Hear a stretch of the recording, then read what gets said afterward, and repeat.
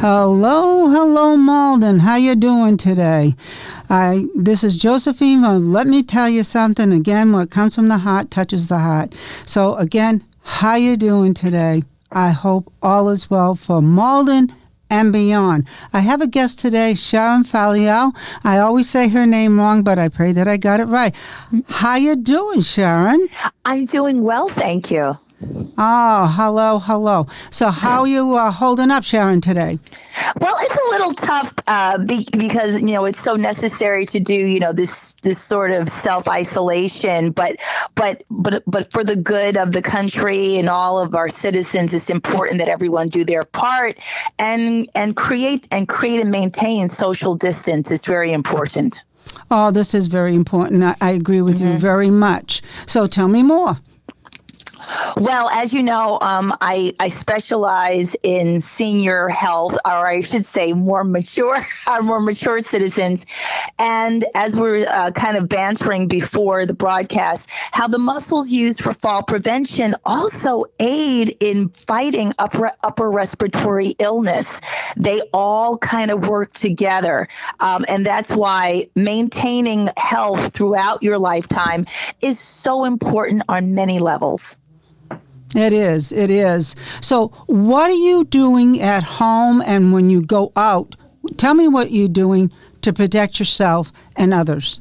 Oh, so of course, creating and maintaining social distance. The current parameters are 6 feet. A doctor I spoke to said it doesn't need to be that far, but I think to be safe, 6 feet apart from everyone, even in a store, if you need to walk past someone, move quickly and to just create that distance. The reason being is because if someone accidentally coughs or sneezes, the trajectory of their excellent or their virus should miss you. So whenever you sneeze, that force is about, I believe, close to 100 miles per hour. So it's coming out pretty fast. That's why if you ever hold a baby and they sneeze on you, you're caught. The other thing that I'm doing, everyone's experienced that. The other thing I do, I wear a face mask.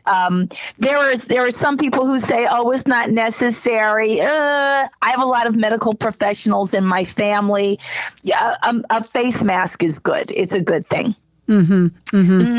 So what else are you doing? Actually at home, how are you weathering up at home?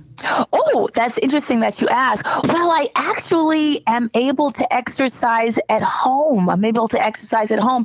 And I also am able to do some cardio outside. So I'm actually doing pretty well. I have a little routine that I do. So that way, when the gyms reopen, hopefully I can just jump right back into it. I think the mistake is to just not do anything. But there are a lot of people outside, here in Malden, walking the pond, and they're jogging, and they're walking their pets. It's really great how everyone is adjusting to this. So how long of a cardio are you doing at home, and are you online helping out the young at heart and beyond? Well, for myself, I do cardio outside. I actually do stairs. But however, Revere TV actually had a few of the instructors, including myself, record our sessions. So for your listeners, if they were to go on YouTube and search Revere TV exercise, you'll see my program, which is Core and Balance. You'll see yoga. You'll see Miss Amy, who instructs Zumba, and Mr. Bill, who does Tai Chi. So you can queue up those sessions and work out at home. And these are geared towards seniors. Oh, any other station that they can view you?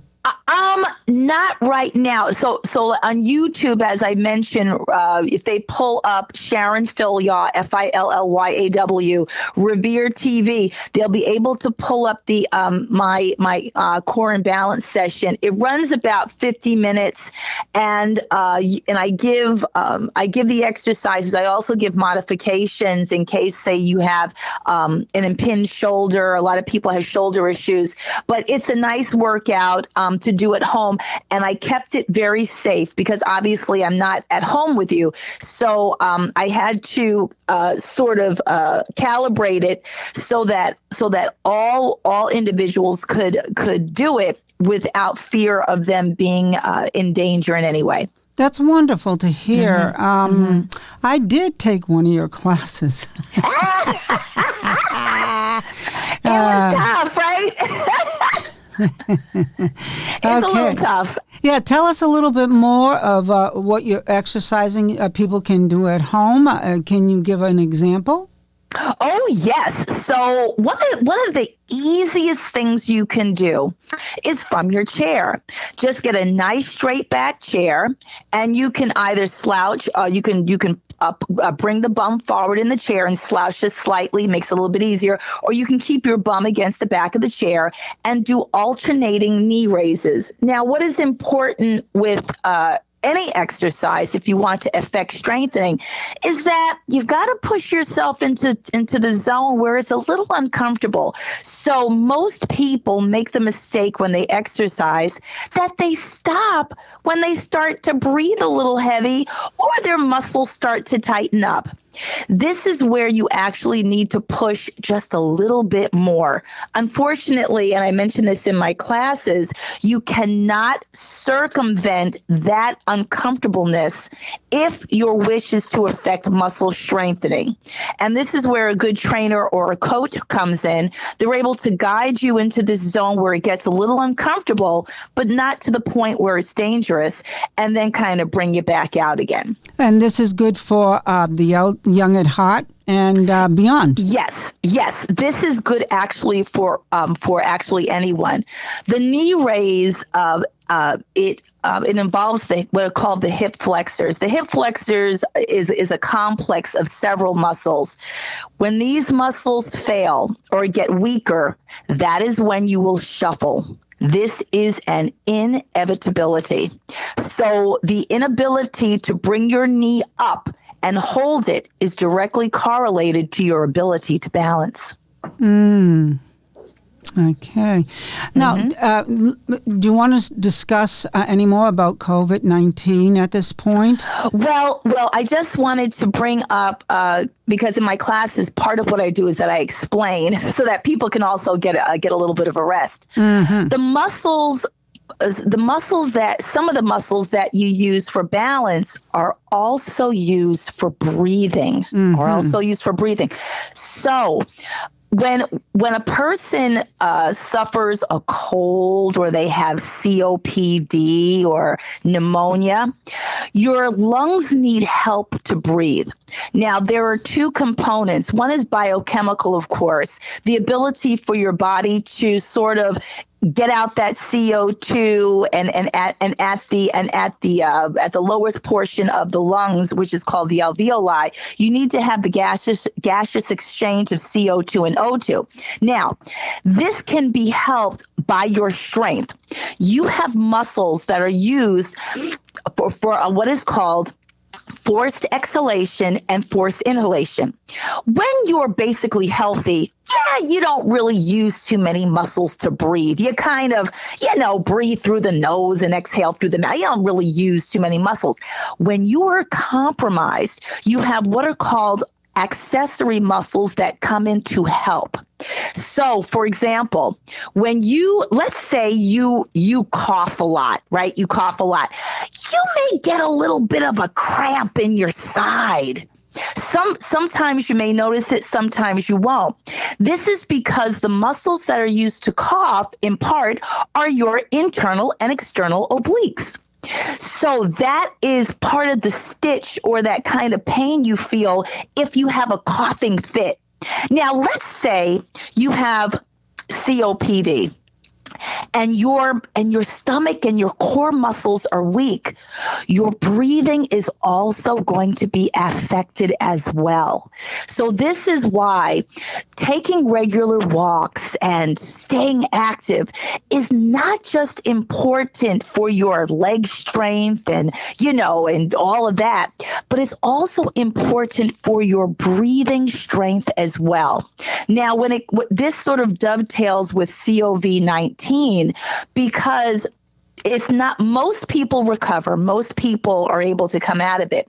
But for people who have compromised immune systems, or they're just compromised in general physiologically, this is going to place an added burden on those muscles. And what happens is when your muscles can't take the strain of breathing, your heart is affected, right? So this is why in the body, everything overlaps. It's really amazing how the body is constructed. Whoever made us did a great job, right? Now, what are the muscles at this point in time are affected by this, besides what you just stated? Could you explain? Okay, so for example, when you need to walk, right, you need your hip flexors, you need your core strength, you need lower back strength, all of that. With COVID-19, let's say you're an individual who's having a tough time breathing. Now, of course, from a biochemical standpoint, and the good news is, just to digress for a moment, they actually have some medications that are showing some promise to fight COVID-19. So that's really good news there on that front. However, that's the biochemical standpoint. From a mechanical standpoint, the stronger you are, the stronger your torso muscles are, the better shot you have at being able to inhale and to exhale. So when people who have COVID-19 are greatly compromised and they're immunocompromised and they have a weakness of the torso muscles, your body's got a very, very tough fight. And this is where an external respirator comes into play. An external respirator takes the place or takes the stress off of your accessory muscles and does the breathing for you. This is why the push is so great, especially in New York State, to have these additional respirators on hand for when that number peaks. From what I understand, Governor Cuomo estimate between 14 and 21 days, New York State is going to peak. The rest of the country is also going to peak as well. So what the CDC is looking for is for the number of recovered cases to be greater than the number of newly infected patients. That's the shift that they're looking for. Right now, the number of infected patients is that sort of hump is way above the number of patients who are recovering. This graph is going to shift eventually, but for right now, it hasn't, as far as I know. Now, just getting back to the external respirator. So again, the external respirator is used in place of the patient using their own force, the strength of their own muscles to both exhale and inhale. What this means is that there is less stress placed on the heart. Less stress, huh? Yes. Anytime your breathing is compromised, your heart and all of your systems are stressed. That includes your pancreas, your liver, your spleen, everything. The way that we are made is to be in what is called homeostasis, balance. Everything is in balance. Your heart has its job. Your lungs has its job, right? It's just kind of like working in a group, right? Mm-hmm. Everyone has their part. Once someone calls out and says, I can't make it to work today, right? What happens? Everyone else has to pick up the slack, right? And people don't like that too much, right? Right. Have you ever been in that situation? Oh, yeah. So the same thing happens in the human body. Once one component of the body says, I can't, you know what? I can't work today. The rest of the body says, oh boy, they're taking off again. Okay, guys, we have to pick up the slack. Okay, the spleen, you're going to have to do this. The heart, you're going to have to work a little bit harder. Okay, the accessory muscles, and okay, you guys are going to have to work a little bit more. So just to give a sort of interesting analogy that everyone can relate to, the same thing happens in the body. Everything else gets stressed because one component cannot do their job adequately. And in terms of the lungs, let me tell you, it's like having your president call out. You know what I mean? It's your lungs and your heart kind of run everything, right? So what about the circulatory system? Oh, yes. Well, of course, the heart and lungs run the circulatory system, right? So your blood, I forget how quickly, I think your blood loops through your body. I want to say 20 seconds. I might be off with that. So your heart has something called an ejection factor. The ejection factor is how effective your heart is at pumping blood. When your lungs are affected, this ability decreases. That's why when a person has perhaps congestive heart issues, your doctor may restrict the amount of fluid that you intake. Why? Because the more fluid you intake, what happens? Your heart has to work harder. Your heart has to work harder. So with doctors, and I'm digressing again. What makes doctors and physicians and healthcare professionals so important is their ability to interpret data. When they get back your test results, he or she gets back your test results, and they're looking at your enzymes and your blood levels and all of that.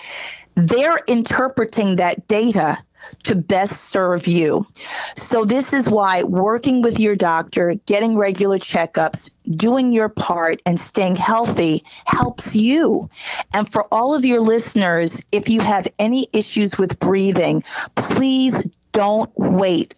Don't wait. You get yourself to the ER, especially if you're over the age of 65 and you're already immunocompromised. Of course, you want to call first, but the thing is, if you have serious issues with breathing, you want to get in there so that they can help you out quickly. I see that. Mm-hmm. Let me ask you another question. Yes. I don't know if you know the answer to this. You may or may not. But what about vitamin C, D, and E, and zinc? Okay, so vitamins, I know vitamin C, so with vitamins, you have water-soluble and fat-soluble vitamins. Now, vitamins can be used by the body to supplement your nutrition intake.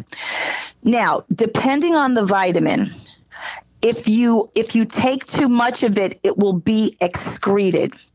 It will be excreted. So let's just take vitamin C for an example, right? I believe vitamin C is water soluble. I think what is C? Let me see here. Okay, it's a water soluble vitamin, right? Mm-hmm. So let's say you take an abundance of vitamin C and your body says, we have enough. It'll get excreted through your urine. Mm-hmm. So in the case of vitamin C, which is needed for normal growth and development, it's fine.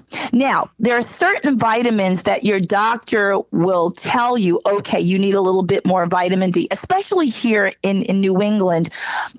Many people have a sort of insufficiency of vitamin D. Vitamin D is for heart protective health, also for, let me see, I can't even think, heart health. Is it for bones? I'm not sure. Mm-hmm. I know it's for heart health. They say it's actually anti-carcinogenic as well. So in a case like that where your doctor says, I want you to take a supplement, that's because your body needs a little bit of help.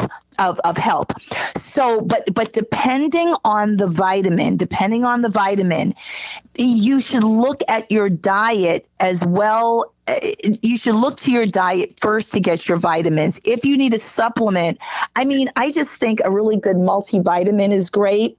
But once again, before you start messing around with a lot of vitamins, I would just check with your doctor first, because sometimes if you have an overabundance, like say vitamin D is fat soluble, which means it can build up in your fat cells, right? It can be held. So water soluble vitamins will be excreted if you have too much of it. Fat soluble vitamins are going to be held in the body. So that's why you just want to do your research before you start taking an overabundance of any vitamins, so that you don't get toxicity. Yes. Let me just say, you want to listen to your physician before you take any vitamins. Yes, or just double check, because I've heard of cases where like people take, for example, too much calcium, for example, and then they'll have deposits of it. They'll get calcium deposits in their body. So I'm just saying, before you do anything, just check with your doctor. Just check with your doctor. So, you know what I mean? So it's one of those things where if you're not trained in that area, you want to consult with someone who has. That's wonderful. Mm-hmm. Anything else you would want to tell us about exercising during this COVID-19? Yes. So it was interesting. I was at Stop and Shop, and there was a lady with her walker, and I said, "Oh, that's interesting. I guess she's going to her car." She was doing laps around the parking lot. And she was taking her time. I was so amazed. So, there's a way to exercise, even if you're at home. Let's say you have a 2-story house, right? Walk up and down the stairs. Take your time, and this is for our more mature population. Walk up and down the stairs. Take your time. Do laps around the house. Do laps around your apartment. You'll be okay. If it gets too much, sit down for a minute, get up, and start walking again. As long as you're moving, some of the things you can do is put on some great music and dance. Don't get too crazy, but you know what I mean? But just kind of move around a little bit. That's all you need to do. And just to digress again, if you and your listeners can actually look this up, Gilead Sciences, I believe, has come up with maybe a therapy for COVID-19. It's an antiviral, and I've been actually researching this, and it's called remdesivir. Remdesivir is an antiviral that is being used to help thwart COVID-19. So to your listeners, there are a number of clinical trials going on right now throughout the world. So keep that hope alive. They're working on this thing. A cure is coming. They're using these antivirals, especially in New York. The World Health Organization is actually running trials in New York right now. It's actually worldwide, to help people who have become very ill with this virus. Remember, most people come out of this okay. You just need to self-isolate, and you need to check in, and all that. Most people come out of this okay. There's a certain group that will have a tough time, and those are the ones that are being targeted for these antiviral studies. So just know that there are wonderful scientists working so hard around the world to find a cure for this. And one of these drugs is called remdesivir, and hopefully this whole pandemic will come to an end very soon, hopefully. No, that's wonderful to hear. That's wonderful here. Any more that you can add? Well, I would just say after we come out of this pandemic, one of the things that's really has been underscored is wash your hands. Wash your hands. When you come in from being at work outside, the first thing you should do is wash your hands. Something so simple. Wash your hands. That's it. And I think because of this pandemic, people are understanding how important that is. Something so simple. Soap and water is the best disinfectant in terms of washing your hands. So using, hand sanitizers is great if you're in a pinch, right? But the best thing to do, soap, warm water, wash for about 20 seconds, dry them off, you're good to go. Mm-hmm. That's wonderful. Anything else? I can't think of anything. Just to follow the CDC's, the Centers for Disease Control and the National Institutes of Health instructions. Limit your time around people. No large groups. I don't know what's going on. I was looking in the news. People are still holding church services where people are coming together. I think it's wonderful to worship, but many churches are now doing this via the internet, and people are being able to worship and listen to their pastor or reverend online. So I just don't want people to place themselves at risk. You can worship and listen to your pastor. Many churches are doing these online. I don't know about in Malden. I know in Woburn they have some online worshiping, which is wonderful. At least until the number of cured cases starts to kind of pop that bubble, whereas we have a tremendous decrease in new infections, right? So especially if you have people in your family who have had pneumonia, who maybe have gone through treatments where they're immunocompromised, you want to keep them home. You want to keep them safe. This is true. This is true. Yes. I have enjoyed this time we've been together, and if you have more to add, just let me know right now. I'd love to hear it. Well, I would encourage your listeners to go online. As I said, you go to Revere TV. I believe Malden TV, soon to be UMA, also has my class as part of its programming. So it's Sharon Fillyaw, Core and Balance. So if you put in Core and Balance, Sharon, it should come up on YouTube, and you can sit in your chair and do the exercises. And you should be good to go. And also remember, like I said, any issues with breathing, if you're home and you just don't feel something's going on, get it checked out. Don't wait, especially when it comes to your lungs. Just to reiterate, remember, when you have compromised breathing, it places stress on your heart, and you don't want that. So you want to get to the hospital or the ER, have them check you out, and then, stabilize you and get you help if you need it. If there's nothing to worry about, then you'll know that too. But it's just, a doctor told me that once. He said, if you ever have problems breathing, you never wait. Because there's only one you in this whole beautiful universe, and you want to keep yourself healthy for a very, very long time. Oh, that's wonderful. Mm-hmm. Well, Sharon, I thank you so much. Oh, you're welcome. It was so much fun. Yeah, it's a little tough staying inside, but we gotta do it. And if anything, history has proven, all pandemics pass. Yes. This will pass. This will end.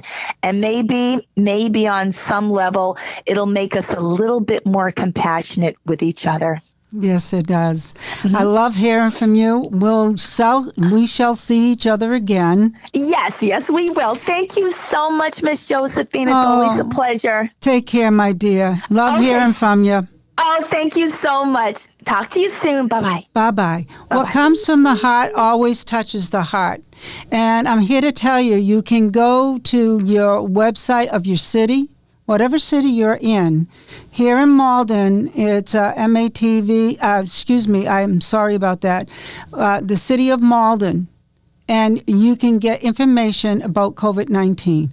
And I'm sure you can go to covid19.gov and get all the information that you need. And if you do not have internet, go to someone, they'll be glad to help you, or call the City Hall, and somehow they will get you connected. And this is Josephine of Let Me Tell You Something, saying, take care, and I'm thinking of you all of Malden and beyond. Take care, and bye-bye for now. Take care. And I'll play you a song that I think will help a great deal. Stay calm. Know that I'm thinking and praying of you all. Bye-bye for now.